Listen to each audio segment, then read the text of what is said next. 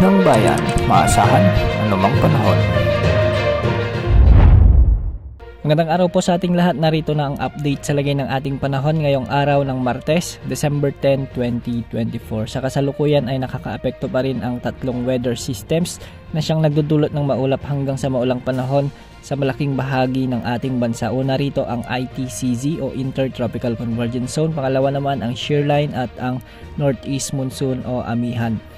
Dahil nga sa Intertropical Convergence Zone, magiging maulan o maulap ang mga kalangitan sa bahagi ng Zamboanga Peninsula sa may Basilan, Sulu, Tawi-Tawi at Palawan. Pinag-iingat natin ang ating mga kababayan sa mga posibilidad ng mga biglaang pagbaha at pagguho ng lupa kung may mga umiiral na katamtaman at minsan ay malalakas na pag-ulan. Samantala, umiiral naman ang Amihan o Northeast Monsoon sa bahagi ng Cagayan Valley, Apayao, Kalinga, Mountain Province at Ifugao.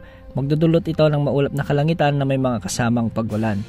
Ganitong panahon din ang inaasahan sa Ilocos Region at nalalabing bahagi ng Cordillera Administrative Region, dulot pa rin ng Amihan.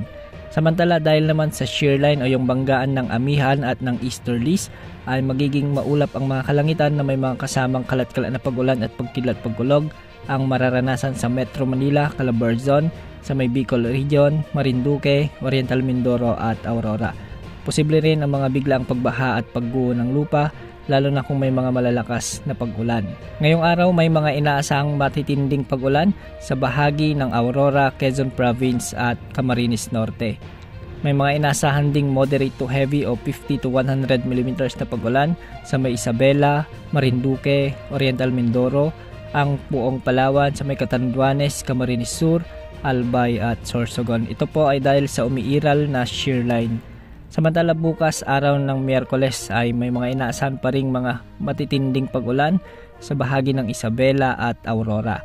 Magiging katamtaman hanggang sa malalakas naman ang mga pag-ulan sa bahagi ng Quezon Province, Camarines Norte, Camarines Sur at Catanduanes. Sa mga susunod na araw ay wala pa rin naman tayong namomonitor na nagbabantang LPA o potential na bagyo na posibleng pumasok sa ating area of responsibility, kaya samantalahin pa rin ang magandang panahon sa malaking bahagi ng ating bansa.